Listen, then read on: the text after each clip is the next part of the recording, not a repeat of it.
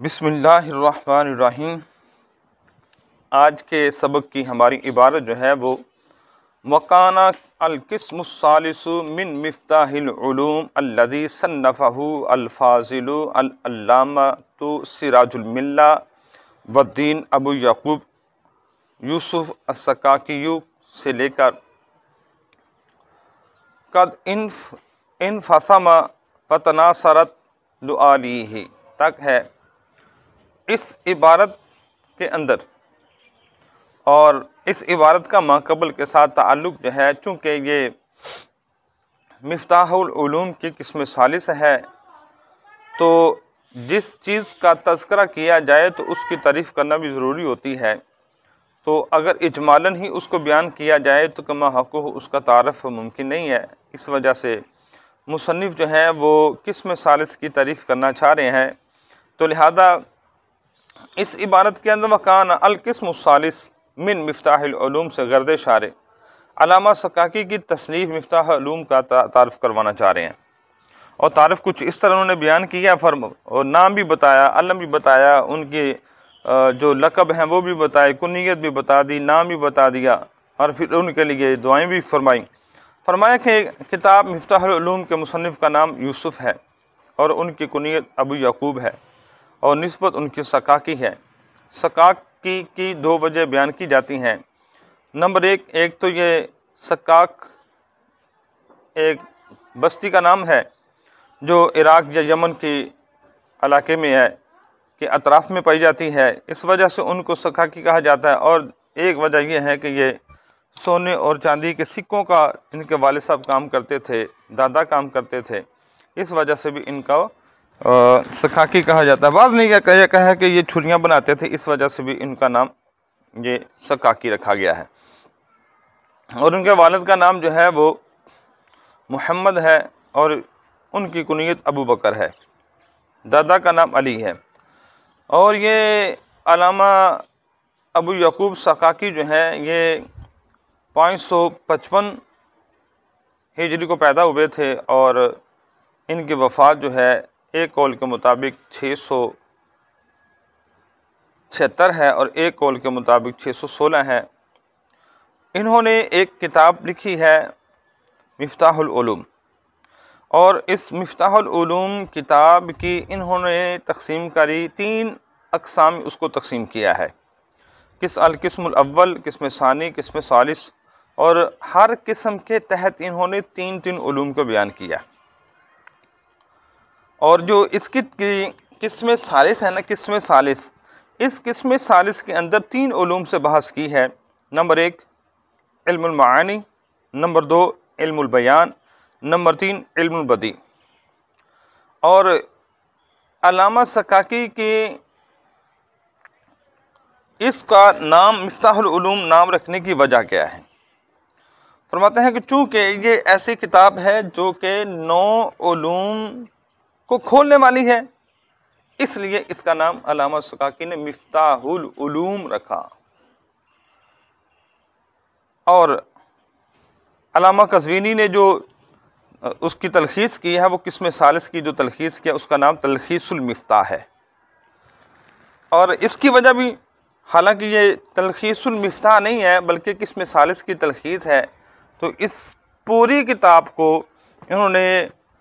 نام جو ہے، پوری کتاب کی تلخیص نہیں بھی کی، لیکن پھر بھی انہوں نے اس کا نام رکھا ہے تلخیص المفتاح۔ اس کو کہتے ہیں اسم الجزء بالکل، اس طریقے سے نام رکھنا یہ جائز ہے اس اصطلاح کے مطابق۔ تو شارح نے یہاں پر فرمایا کہ اعظم ما صنف خبر کان فیہ ای فی علم البلاغۃ و توابیہا۔ یہ ایک ترکیب بتائی ہے انہوں نے۔ شارح فرماتے ہیں خبر کانا، اعظم ما صنف جو ہے یہ اوپر کانا القسم الثالث ہے، وہ افعال ناقصہ ہے، القسم الثالث یہ اس کا اسم بنے گا، اعظم ما صنف یہ اس کی خبر بنے گی۔ تو شارح نے یہ نکال کر خبر کی طرف اشارہ فرمایا ہے۔ فی ہی کے آگے ای فی علم البلاغۃ و توابیہا سے غرض شارح، غرض یہ ہے کہ فیہ کے ضمیر کے مرجع کو بیان کرنا ہے، اور یہاں پر یہ اعتراض نہ کیا جائے کہ فیہ واحد کی ضمیر ہے اور علم بلاغت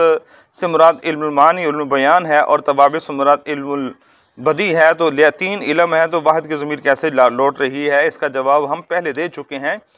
کہ یہ جو فیہ کی ضمیر ہے یہ علم کی طرف جا رہی ہے، علم کی طرف، اور علم جو ہے وہ مفرد ہی ہے،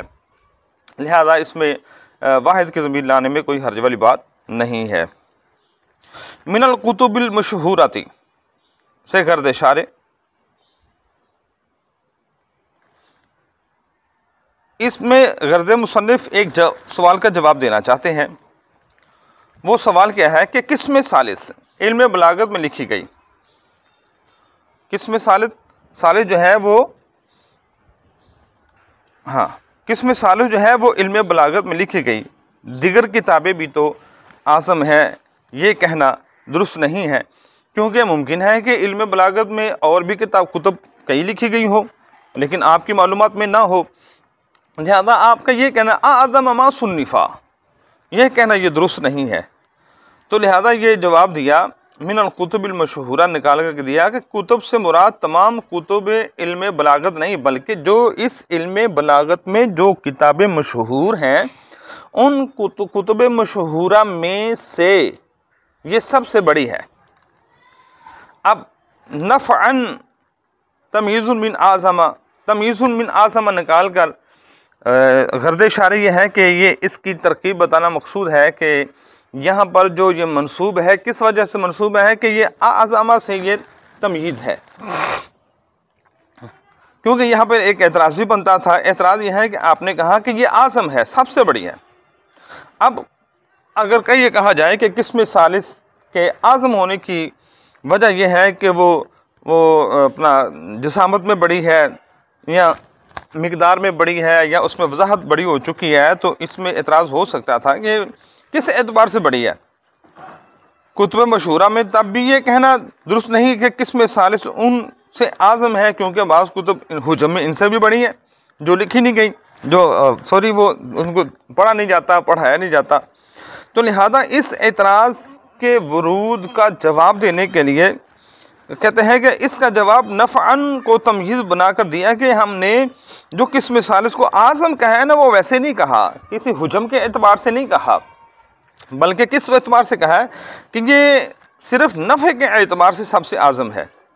یعنی کتب مشہورہ میں سے کوئی بھی کتاب نفع دینے میں اتنی عظیم تر نہیں ہے جتنا نفع دینے میں یہ عظیم یہ کتاب ہے، اس وجہ سے اس کو نفعن ذکر کیا کہ نفع کے اعتبار سے سب سے بہترین ہے۔ لِکَوْنِهِ أَحْسَنَ ترتیباً، غرض مصنف ایک سوال مقدر کا جواب دینا ہے۔ سوال کیا ہے؟ سوال یہ ہے کہ آپ نے کہا کہ قسم ثالث کتب مشہورہ سے با اعتبار نفع کے اعظم ہے، تو یہ آپ نے ایک دعویٰ کیا ہے، یہ ایک دعویٰ ہے نفع کے اعتبار سے کتب مشہورہ میں سے سب سے یہ اعظم ہے۔ بھائی دعویٰ آپ کا کرنا یہ درست نہیں ہے، اس کی وجہ بھی ہونی چاہیے، اس کی دلیل بھی ہونی چاہیے کس وجہ سے یہ نفع کے اعتبار سے سب سے اعظم ہے۔ تو فرمایا اس پر دلیل یہ ہے کہ قسم ثالث با اعتبار نفع دیگر کتب مشہورہ سے اعظم ہونے پر ہمارے پاس دلیل یہ ہے کہ قسم ثالث تمام کتب مشہورہ سے با اعتبار ترتیب احسن ہے، لِکَوْنِهِ أَحْسَنَهَا ترتیباً، ترتیب کے اعتبار سے سب سے خوبصورت ترین ہے، یہ خوبصورت ترین ہے، کیونکہ احسنہ کا لفظ استعمال کیا ہے اور یہ خوبصورت ترین ہے، یعنی اس قسم ثالث کی جو ہے من جہت ترتیب، ترتیب کے اعتبار سے حسن ہے اس کے اندر، اور جو ترتیب علامہ سکاکی نے اس کی قسم ثالث کی لگائی ہے اس کے علاوہ کسی نے بھی ایسی ترتیب نہیں لگائی۔ اور آگے وَهُوَ وَضْعُ كُلِّ شَيْءٍ کی غرض اشارے ترتیب کی تعریف بیان کرنا ہے، غرض اشارے اس کی ترتیب کی تعریف بیان کرنا ہے۔ فرمایا وَضْعُ كُلِّ شَيْءٍ فِي مَرْتَبَتِهِ، ہر شے کو اس کے مرتبے میں رکھنا ترتیب کہلاتا ہے۔ وَهُوَ وَضْعُ كُلِّ شَيْءٍ فِي مَرْتَبَتِهِ، ہر شے کو اس کے مرتبے میں رکھنا یہ ترتیب کہلاتا ہے۔ اس مرتبت ہی کی ہی ضمیر کے مرجع کے بارے میں اختلاف ہے۔ بعض نے کہا کہ اس کا مرجع جو ہے وہ شیون ہے، بعضوں نے کہا یہ اس کا مرجع جو ہے وہ کل ہے۔ لہذا جو معترض ہے وہ کہتے ہیں کہ شیون کی طرف اگر مرجع بنائیں، شیون کو بنائیں تو معنی یہ ہوگا کہ ہر شے کو ایک شے کے مرتبے میں رکھنا، اور یہ معنی غلط ہے، کیونکہ ہر شے کو ایک شے کے مرتبے میں نہیں رکھا جا سکتا، کیونکہ ہر شے کو ایک شے کے درجے میں رکھنا یہ تو درست نہیں ہے، کیونکہ وہ کثیر چیزیں ہیں اور یہ محل ایک چیز کا ہے، تو لہذا وہ کثیر چیزیں جو ہیں وہ ایک شے کی جگہ پر کیسے آ سکتی ہیں، لہذا یہ ترجمہ کرنا یہ درست نہیں ہے۔ اور اگر ضمیر کا مرجع بنائیں کل کو تو معنی ہوگا ہر شے کو ہر شے کے مرتبے میں رکھنا، یعنی ہر شے اپنے مرتبے میں بھی ہو اور دوسری شے کے مرتبے میں بھی ہو، تو یہ بھی معنی درست نہیں ہے، یہ ہو نہیں سکتا کہ ہر شے جو ہے وہ اپنے مرتبے میں بھی ہو اور دوسرے مرتبے میں بھی ہو۔ لہذا ضمیر کا مرجع نہ تو شیون ہو سکتا ہے اور نہ ہی کل ہو سکتا ہے۔ تو اس کا جواب یہ ہے کہ ضمیر کا مرجع کل ہی ہے، اور پھر اس پر وہی اعتراض وارد ہوگا، تو اس کا جواب یہ ہے کہ مرتبے کی ضمیر کی اضافت جو ہے وہ استغراقی ہے۔ تو مرتباتی ہی کا معنی ہے مراتب، یہ جو مرتبتن کی ضمیر کی طرف اضافت ہے نا، یہ اضافت استغراقیہ ہے۔ تو اس کا کیا مطلب؟ استغراقیہ کا معنی ہوتا ہے کل مراتب، تمام مراتب، اور کل بیمانن جمع ہے، اور اصول اور قاعدہ یہ ہے کہ کل کی اضافت جب جمع کی طرف کی جاتی ہے، جمع کی اضافت جمع کی طرف کی جاتی ہے تو تقسیم جو ہے آحاد کی ہوتی ہے، یعنی وہاں پر واحد کا معنی ہوتا ہے۔ تو اب معنی یہ ہوگا کہ ہر شے کو اپنے اپنے مرتبے میں رکھنا، ہر شے کو اس کے اپنے مرتبے میں رکھنا، تو اس میں کوئی قباحت نہیں ہے، یہ بالکل معنی درست ہے۔ فَلِكُلِّ مَسْأَلَةٍ مَثَلًا مَرَاتِبٌ سے گرد اشارے ایک اعتراض کا جواب دینا ہے، اور اعتراض یہ ہے کہ آپ نے یہ کہا کہ اس کی ترتیب خوبصورت ترین ہے، اور کسی بھی کتاب کی خوبصورت ترین ہونے کے لیے دو چیزوں کا ہونا ضروری ہے۔ نمبر ایک، کسی بھی کتاب کے اس کی معیار ترتیب ہو۔ نمبر دو، ترتیب کا معنی وضع کل شیء فی مرتبہ، یعنی ہر شے کو اس کے مرتبے میں رکھنا، یہ دو چیزیں ہوتی ہیں کسی کے حسن ترین یا حسین ترین ہونے کے لیے۔ تو آپ نے کہا کہ قسم ثالث دیگر کتب مشہورہ سے احسن ہے، گویا کتب مشہورہ احسن تو نہیں مگر حسین تو وہ بھی ہے نا، پھر ثابت ہوتا ہے، کیونکہ احسن کا لفظ استعمال کیا ہے نا، احسن اپنے مقابلے میں ہوتا ہے نا، اپنے جنس کے مقابلے میں ہوتا ہے، تو یہ یعنی مفضل منہ جو ہے وہ ایک ہی جنس کی ہوتی ہیں، تو لہذا یہاں پر اگر احسن کہا ہے تو باقی کتب مشہورہ غیر جو کتب مشہورہ سے احسن ترین ہے، اس کا مطلب کتب مشہورہ جو ہے جو اس عنوان پر لکھے گئے ہیں وہ حسین ہے، یعنی سبب حسن جو ہے وہ یہی ہے، وضع کل شیء فی مرتبتہ ہی، تو ایک سبب سے پیدا ہونے والے حسن بھی ایک ہی طرح کا ہوگا، یعنی یہ کیسے ہو سکتا ہے کہ ترتیب ان میں پائی جائے تو وہ حسین ہو اور ترتیب ان میں بھی پائی جائے تو وہ یہ احسن ہو، یہ کیسے ہو سکتا ہے؟ تو جواب یہ دیا کہ حسن کا سبب ایک ہی ہے، یعنی ترتیب، لیکن ترتیب جس کا معنی ہے کہ ہر شے کو اس کے اپنے مرتبے میں ہی رکھنا میں فرق ہے، کیونکہ بعض چیزوں کے کچھ چند مراتب ہوتے ہیں، مثلا ایک شے کے 2 یا 3 یا 4 یا 5 مراتب ہیں، کل 5 مراتب ہیں ایک شے کے، مثال کے طور پر۔ اب مراتب ترتیب کو کہتے ہیں، اب کہتے ہیں کہ اگر ترتیب کے اعتبار سے دیکھا جائے تو ایک شے جو ہے وہ پہلے مرتبے پر ہوگی اور دوسری شے دوسرے مرتبے پر ہوگی، اور تیسری شے تیسرے مرتبے پر ہوگی، اور چوتھی شے چوتھے مرتبے پر ہوگی، اور پانچویں جو ہے وہ 5ویں مرتبے پر ہوگی۔ تو اب جو 4 مراتب ہیں وہ حسین ہیں، اس کا انکار نہیں ہے، وہ حسین ہے، لیکن جو 5ویں مرتبے پر ہے وہ احسن ترین ہوگی، اس لیے یہ کتاب جو ہے یہ احسن ترین ہے، اس میں حسن ہے، بہت اعلیٰ درجے کا یہ حسن ہے۔ وَإِن شِئْتَ، شیتا سے ان تعرف صدق حاصل مقال، یہاں سے غرد اشارے انہوں نے جو ماقبل ایک قول بیان کیا، وہ قول کیا ہے کہ انہوں نے کہا ہے کہ جو اس کتاب کی جو ترتیب ہے وہ احسن ترین ہے، احسن ترین۔ اس پر بطور دلیل کے ایک مثال پیش کرنے لگے ہیں، اور دلیل یہ ہے کہ اسی فن پر علامہ شیخ عبد القاہر نے کتابیں لکھی ہیں، اس کتابوں کے اندر مواد موجود ہے اور کثیر درجے میں موجود ہے، کثیر درجے میں مواد اس میں موجود ہے، مگر ترتیب میں وہ حسن نہیں جو مفتاح العلوم ہے، اس لیے کہ وہ علمی نکات ان قیمتی موتیوں کی طرح ہیں جو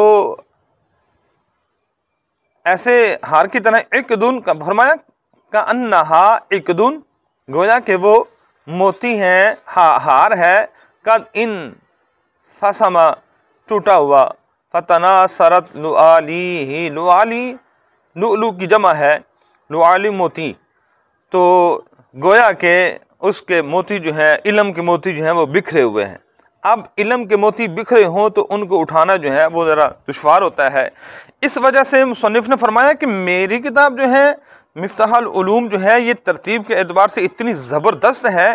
جس کا جو ہے جس کی مثال جو ہے وہ کتب مشہورہ میں نہیں پائی جاتی، اس وجہ سے انہوں نے کہا لِکَوْنِهِ احسن ترتیباً، اور باقی کلام جو ہے وہ دو دلیلیں اور دی ہیں، لِکَوْنِهِ أَتَمَّهَا تَحْرِيرًا وَلِكَوْنِهِ أَقْصَرَهَا لِلْأُصُولِ وَالْقَوَائِدِ، یہ آگے والے سبق میں ہم پڑھیں گے۔ اللہ تبارک و تعالی ہم سب کو علم نافع کی توفیق عطا فرمائے۔